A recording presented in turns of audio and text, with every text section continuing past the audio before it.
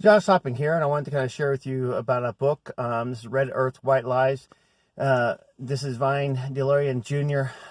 Really was a really good book. It can be hard at times to read in the sense that his subject material is not always the lightest material ever to be able to have it, but really cool. In fact, kind of his premise is the fact that science and history and all doesn't always tell the full story, but we should actually pay attention to the oral history of those who have walked this earth and this continent for far longer than the Europeans have. You know, the Native Americans, the different tribes. There's 572, I believe, tribes in the United States. That's in, of course, Alaska and the 48 and so forth. About 200 and so that are left right now in the lower 48.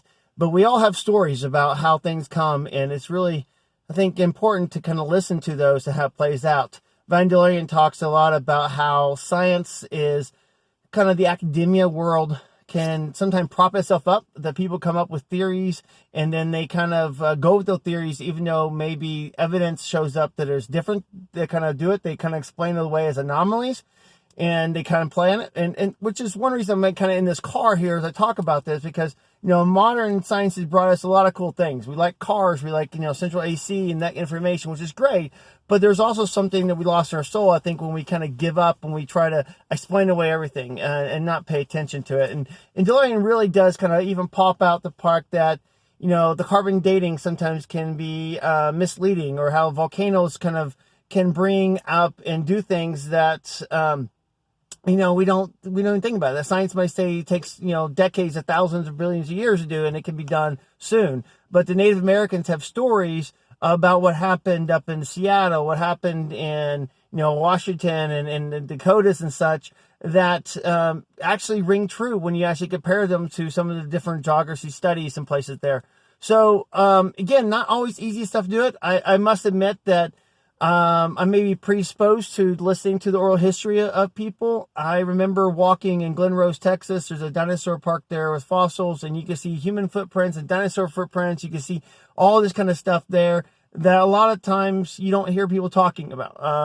For example, the Cherokees talk about having the earth when its form had kind of a sky dome, a rock dome over it, that was, then the water was below that. And then, of course, in Genesis, it talks about the firmament that was there and then the water below it. There's parallels in the stories.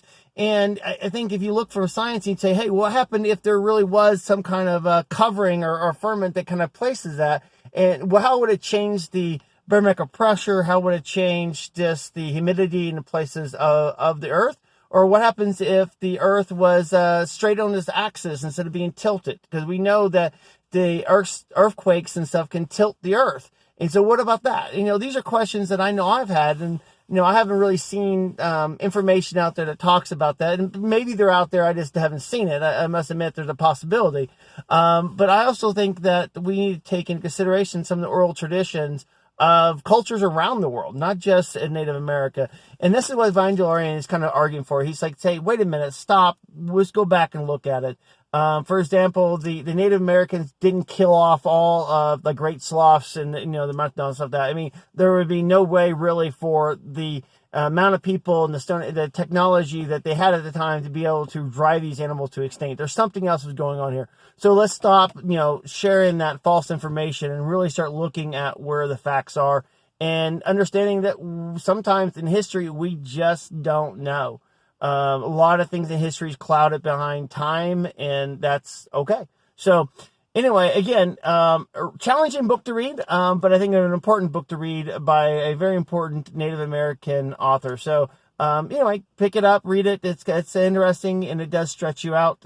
Even if you don't disagree with the conclusion, again, it's a good thought process that I think is worthy of a journey. So anyway, take care and God bless.